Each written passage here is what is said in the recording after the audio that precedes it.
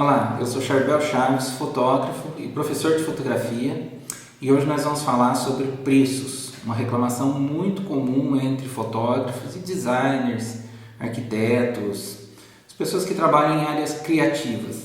Uma reclamação muito comum é que os clientes só querem abaixar o preço, e muitas vezes isso é um sintoma de um problema maior que talvez esteja bem na sua cara e você não está vendo. Quando a gente fala de compra, de intenção de compra ou de comportamento de compra sobre os nossos clientes, é comum a gente não se imaginar no lugar deles.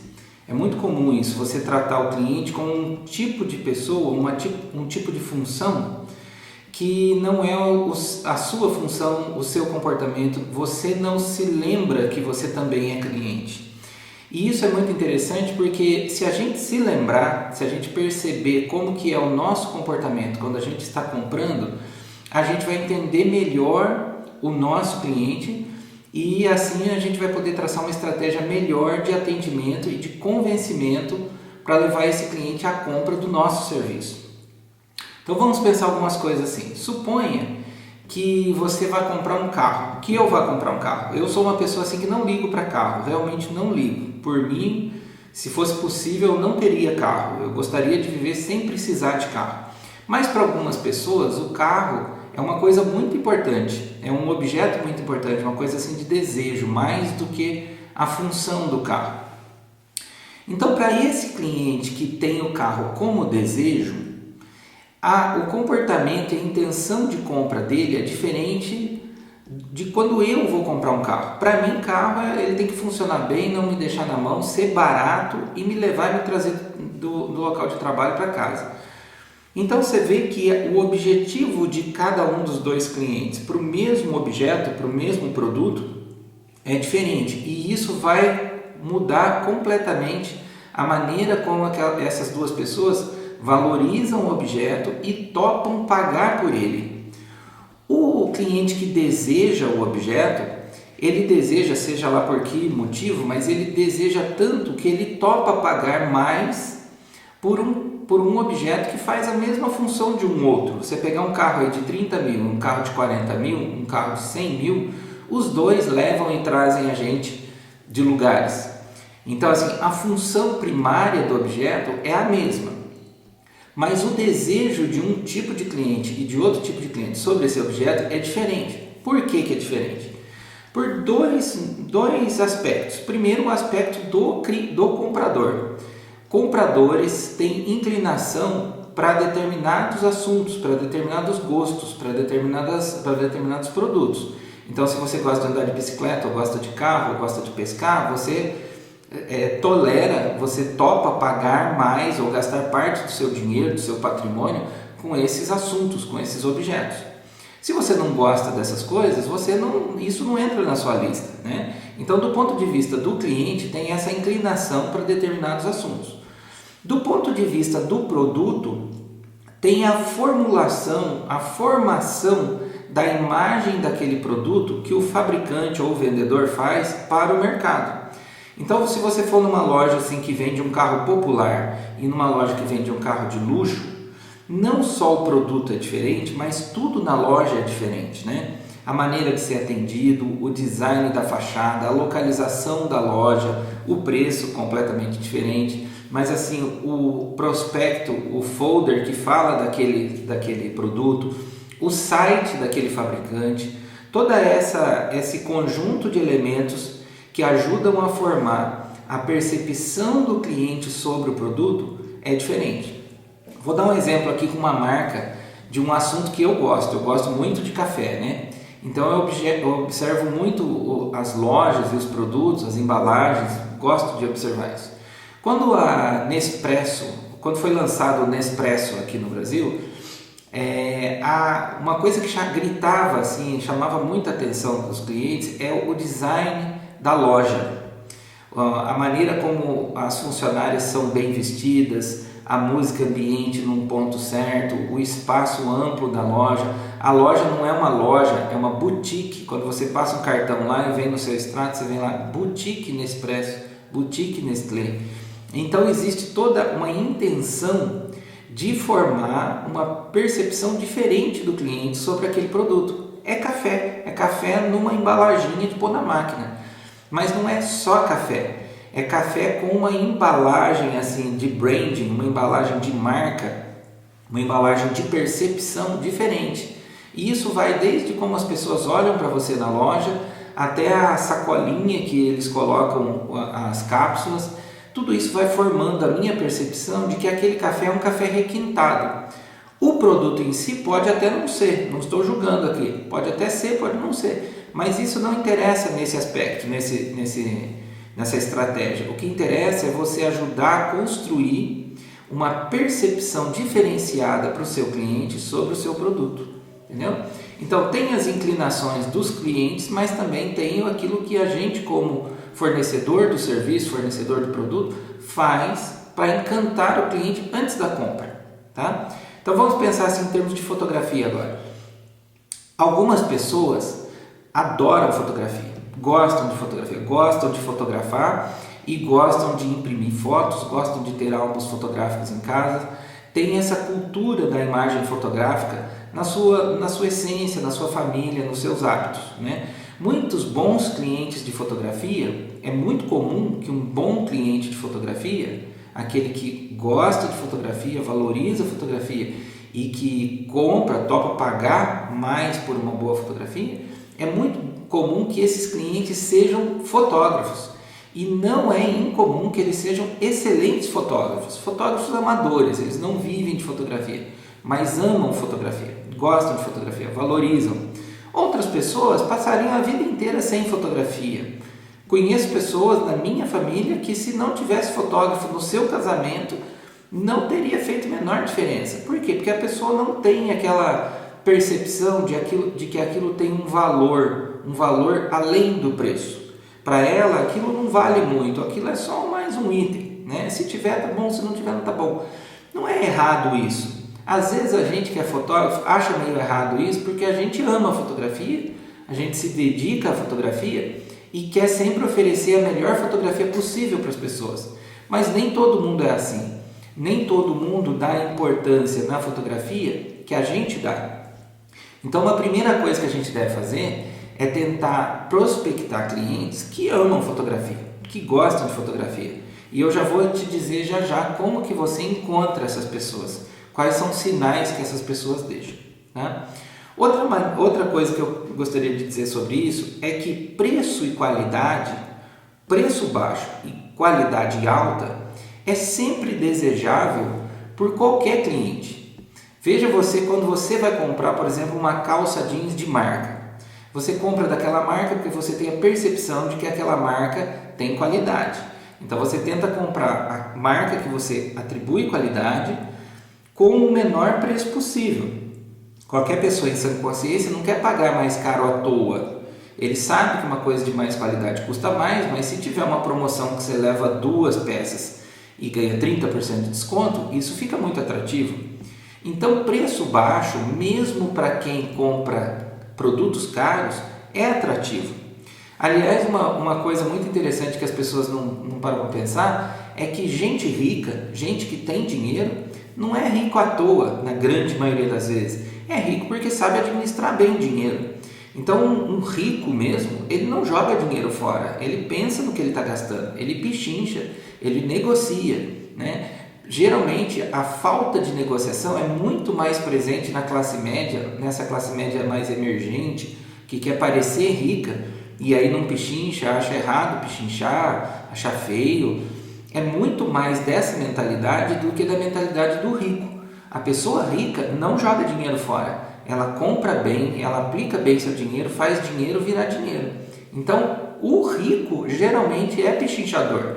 Ele vai comprar um carro de 200 mil, mas ele quer negociar, entendeu? Ele quer ter o melhor ganho para cada real dele, tá? Então, se você quer um cliente rico, você quer um cliente que paga bem, prepare-se para negociar. Saiba que negociar faz parte dos negócios, né? Negociar, pichinchar, traçar essa dança com seu cliente em torno do preço faz parte dos negócios. Se você acha isso estranho, você precisa mudar a sua mentalidade, porque você, como comprador, como pessoa que vai ter fornecedores, também precisa pichinchar, também precisa apertar seus fornecedores, negociar com eles, chegar a um preço justo e que valorize o seu investimento, tá?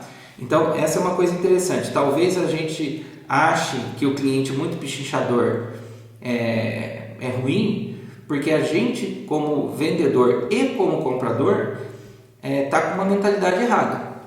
Então, é uma mentalidade assim que não é de rico, é uma mentalidade esbanjadora. Você acha feio pichinchar. E pichinchar sempre fez parte do comércio, do negócio, do empreendedorismo. Faz parte, é da gênese desse mundo. Então, se você não está acostumado a isso, começa a praticar com pequenas coisas. Um jeito muito legal é quando você vai comprar, você treina a pichinchar. Assim você vai estar se preparando indiretamente para quando o seu cliente pichinchar com você, você também saber como lidar, como tratar. Quando você pichincha e observa a resposta de quem é mais experiente no mercado, mais experiente no comércio, você aprende com ele e você pode usar essas táticas quando o seu cliente estiver com você, tá? Então, uma coisa básica e bem importante é que preço baixo e qualidade é o básico.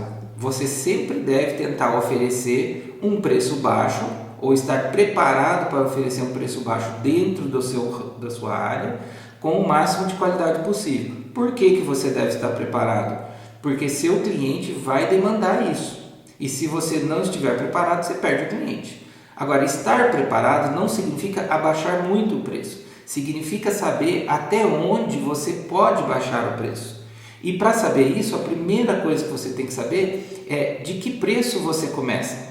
Qual que é o seu preço de capa, vamos dizer assim, seu preço padrão. E até onde você pode baixar. Mas esse não é o assunto da nossa conversa aqui hoje. Precificação vai ficar para um outro vídeo. Porque existe método para isso, para você criar um preço, começar, saber onde ele começa e saber onde ele termina.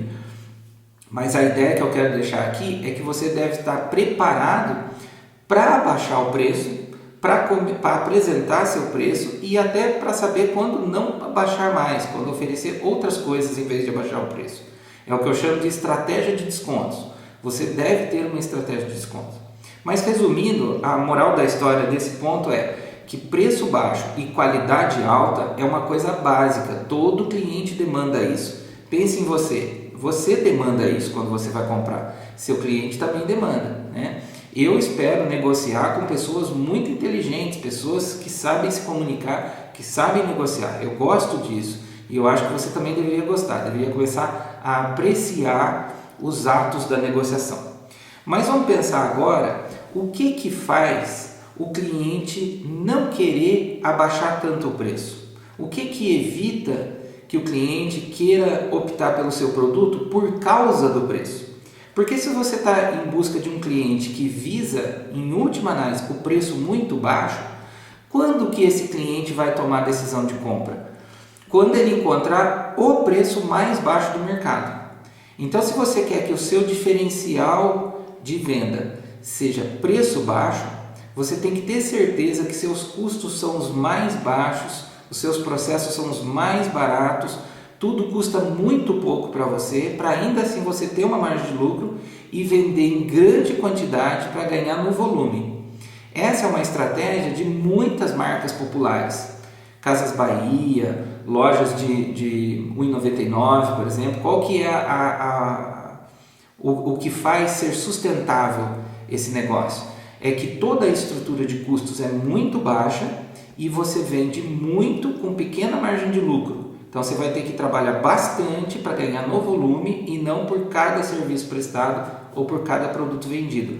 É absolutamente lícito ter um negócio nesse modelo e é absolutamente rentável. Casas Bahia, por exemplo, é um dos maiores varejistas do país e trabalha nessa linha. Ela vende produtos de muito baixo custo, com baixa margem de lucro, para vender em grande quantidade. Casas Bahia nem é tão baixa a margem de lucro porque trabalha com uma estrutura de financiamento também, né? No modelo de negócio deles, muitas vezes o produto é o pretexto para o financiamento, mas isso é assunto para outro dia.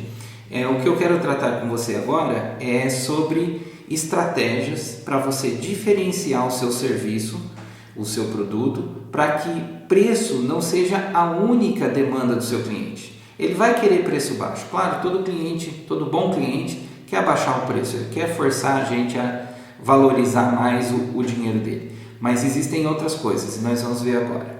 Primeira coisa, muitas vezes o fotógrafo não vende mais porque ele não é encontrável. O cliente nem está chegando nele. E isso é terrível, porque assim, você se prepara tecnicamente, você se prepara com a fotografia, com a documentação, com o contrato, sabe o que fez, ensaiou, está pronto para atender o cliente. E o cliente não vem, o cliente não aparece. Por quê? Porque você não está encontrável. Talvez o seu site não tenha os contatos que precisa ter, ali um formulário para o cliente mandar um e-mail para você, não tenha seu telefone, ou você é uma pessoa ruim de WhatsApp, o cliente manda mensagem para você, você demora muito para responder, o cliente fecha com outro, ou talvez você nem tenha site.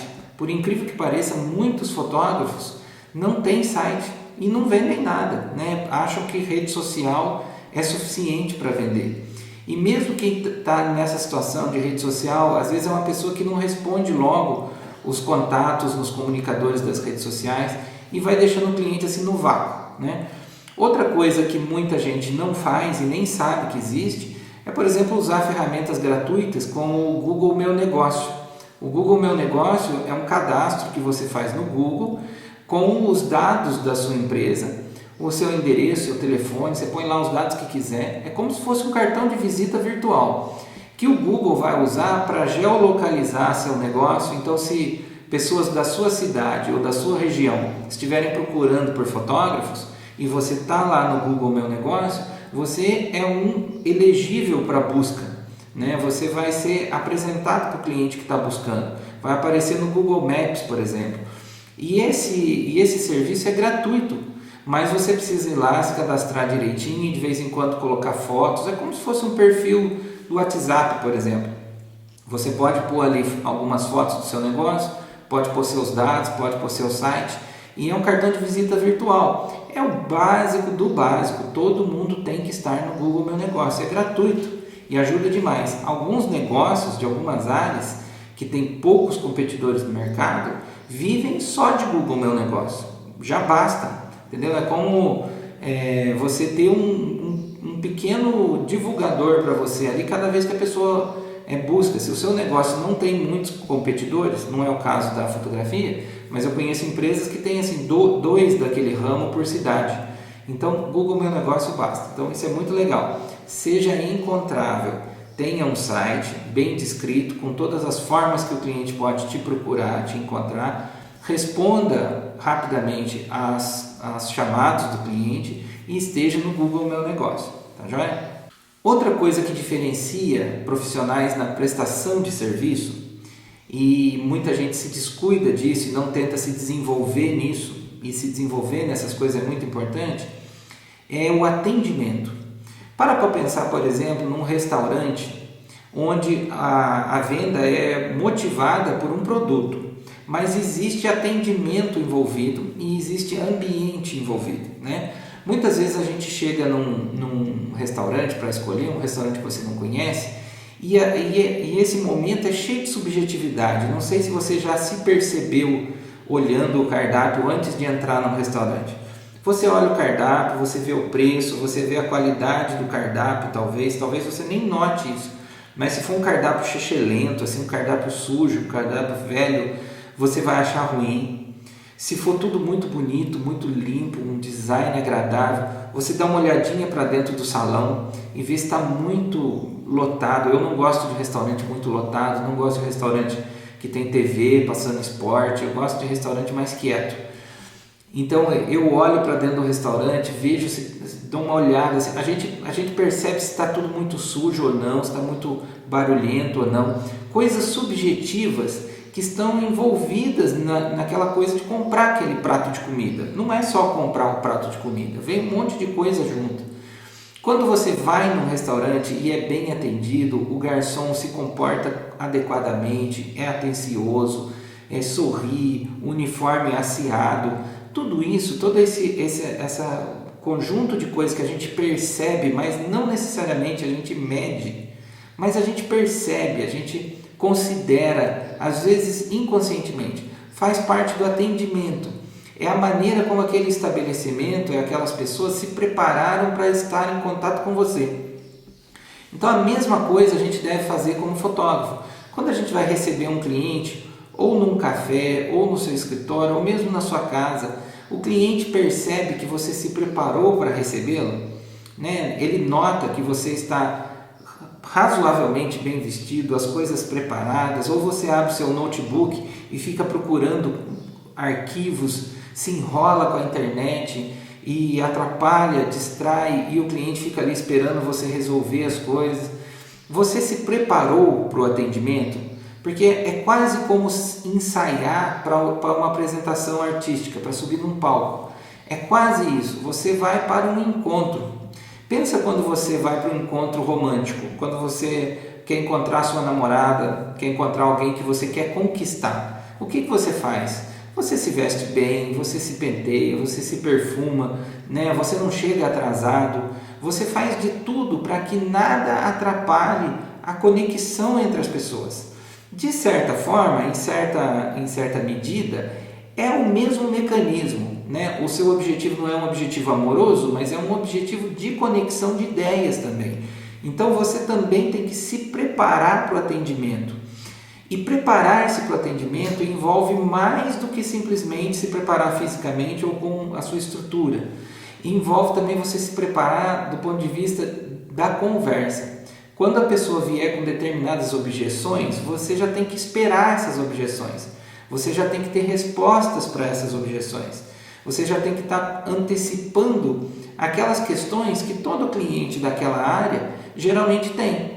Se você não antecipa e tem que resolver na hora, se você tem que pensar nessas coisas na hora, vai ficar claro para o cliente que você está despreparado para o atendimento, ou que no atendimento você deu mais argumentos para ele apertar seu preço para baixo, porque você não respondeu determinadas demandas, né?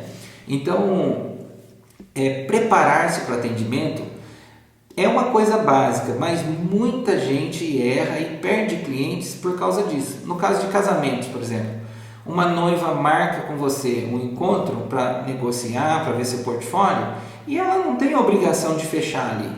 Toda essa conversa, todo esse encontro vai somar na cabeça dela se ela deve tomar decisão por você ou não.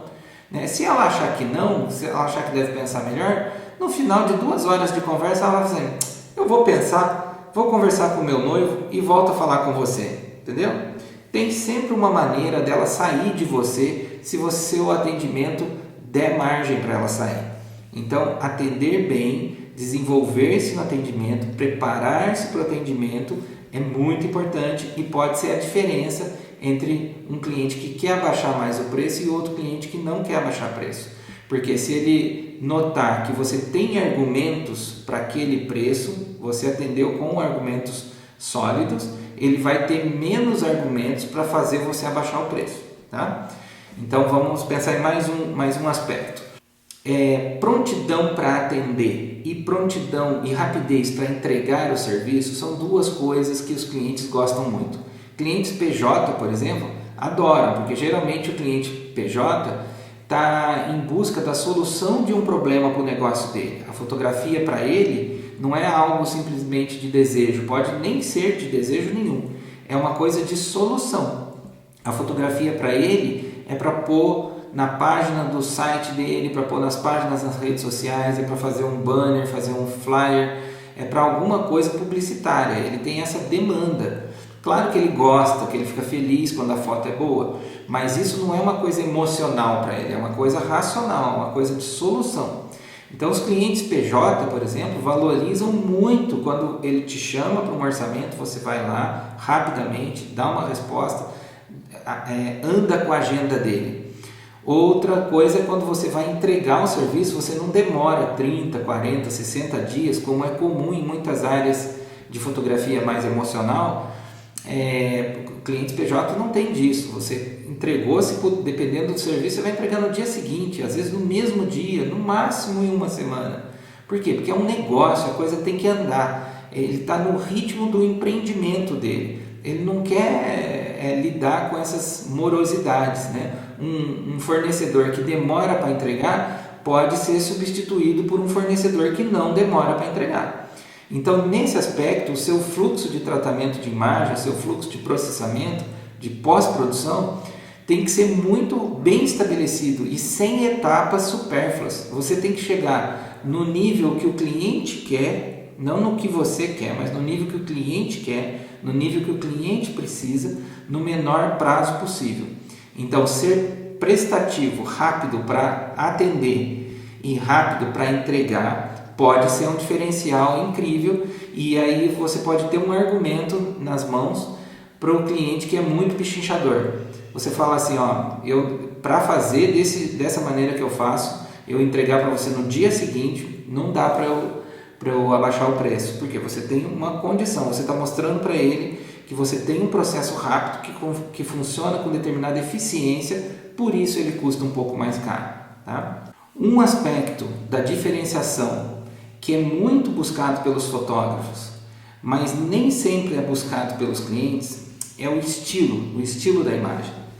O estilo, o que é? Aquela maneira diferente, pessoal, que a sua fotografia é apresentada. Talvez você faça com um toque de pós-produção diferente, uma abordagem do tema diferente.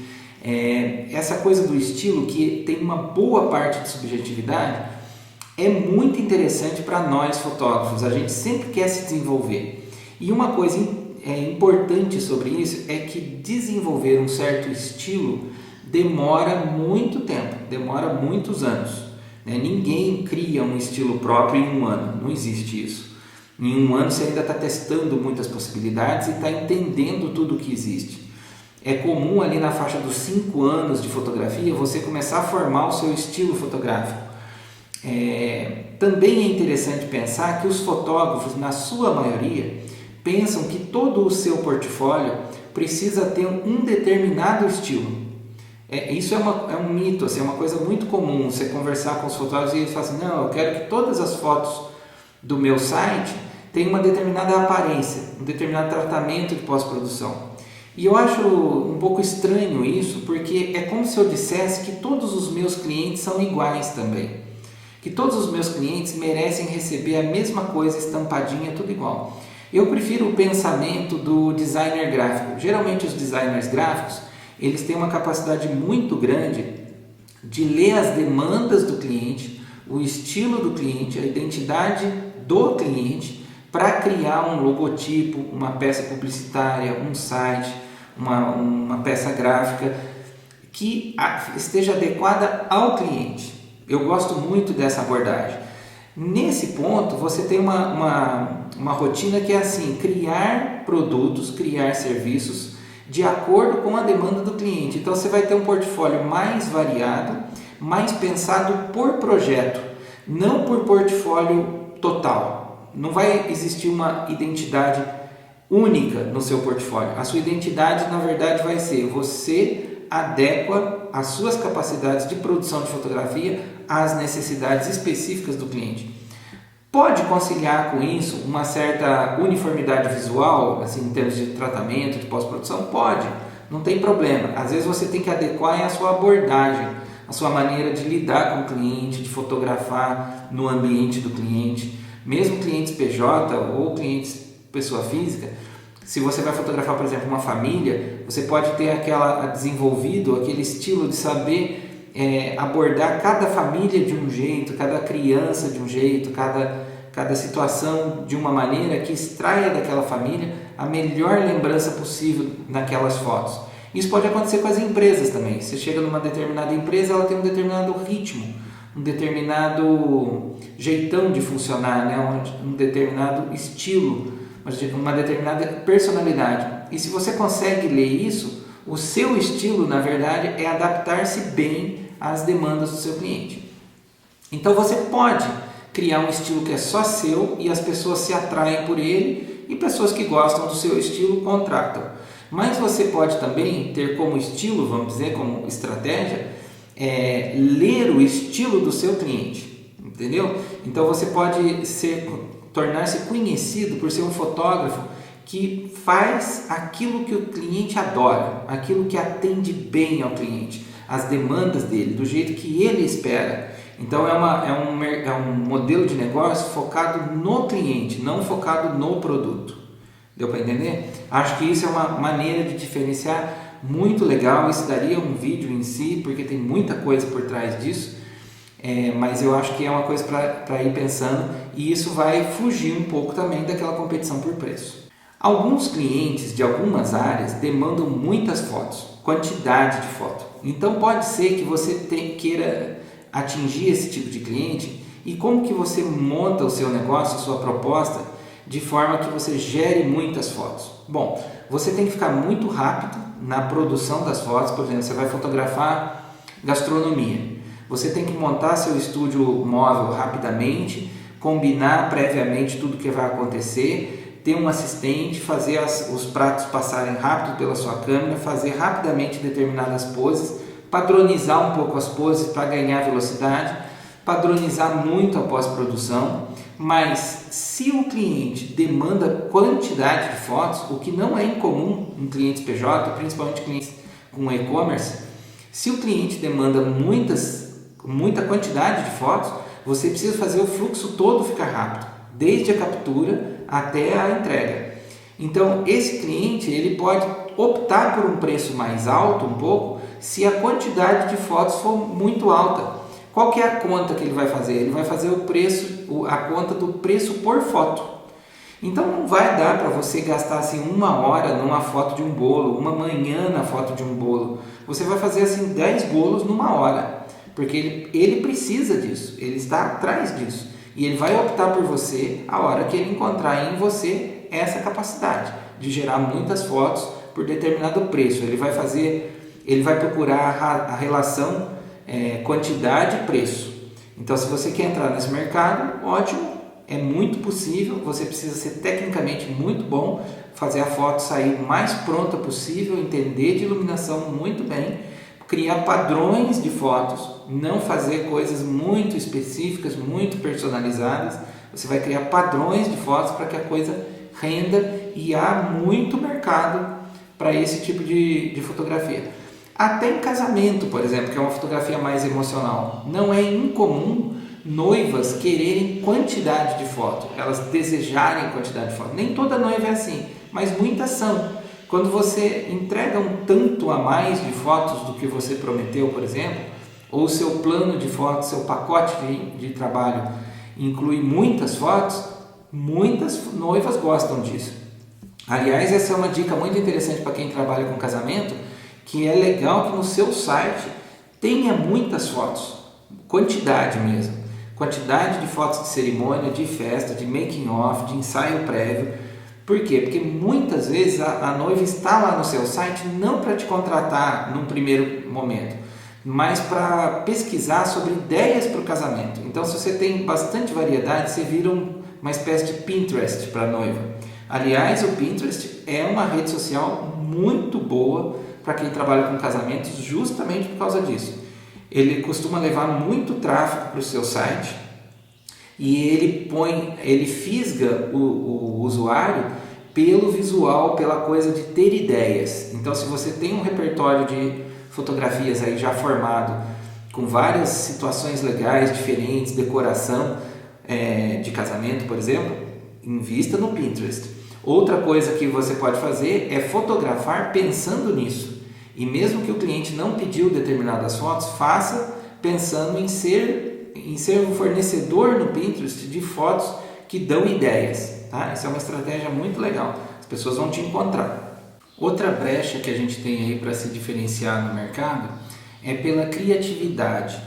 Mas às vezes o cliente não fala que quer criatividade, ele fala ou dá sinais de que quer exclusividade.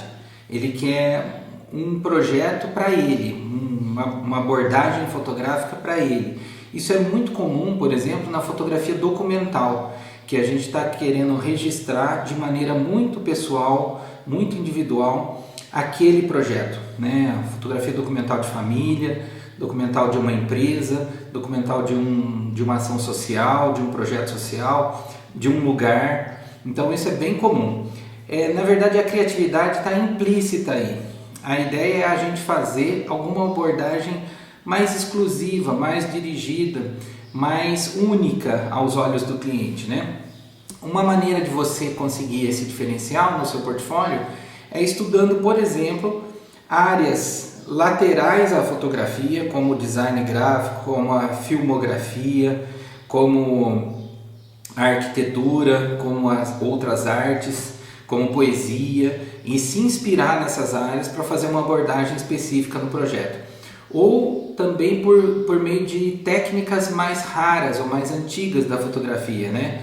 Impressões em papéis diferentes, com métodos diferentes, métodos meio abandonados ou analógicos, trabalhos com luz de maneira diferente, misturando muito movimento na cena, por exemplo, coisas que geralmente são feitas de maneira muito estática, você cria imagens com movimento presente, né? Fotos de produtos, por exemplo, que são uma coisa parada, geralmente, né?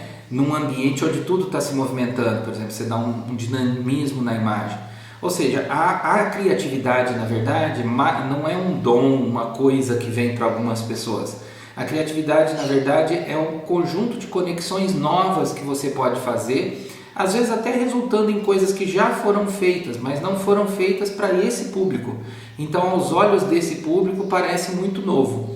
No fundo, criatividade é a capacidade de fazer conexões novas, fazer variações, fazer ligações com coisas que estavam passando desapercebido e que você pode ligar, tá joia? E a última dica que eu queria dar é: se você quer se diferenciar, você pode transformar a sua fotografia numa solução para algum problema. Existem duas maneiras de você encontrar isso. Ou você começa a perceber que determinadas pessoas, determinados clientes perguntam se você faz determinado tipo de fotografia, determinado tipo de trabalho, e você resolve direcionar um braço do seu trabalho para essa área. Ou você faz uma pesquisa prévia do que não está sendo atendido, né? Numa região, por exemplo, pode ter muita fazenda e não tem ninguém trabalhando com drones ali. Então, uma pesquisa que você pode fazer no mercado local ou no mercado de um setor e resolver entrar oferecendo aquela solução. Outra coisa que pode acontecer é isso: o cliente chegar em você e perguntar determinadas coisas e toda hora você percebe: não faço isso, não faço isso. Mas você fala: cara, todo mês alguém pergunta se eu faço determinado tipo de fotografia, o que está acontecendo com esse mercado? Aí você vai lá e pesquisa, vê se tem uma oportunidade ali.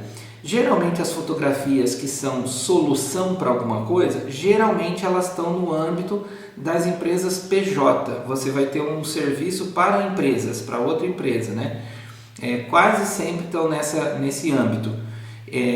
Eu pessoalmente acho isso muito legal, porque o cliente PJ ele tende a ser um cliente muito objetivo nas suas demandas. Ele quer determinadas coisas com determinado resultado. É muito fácil você entender o cliente PJ, né?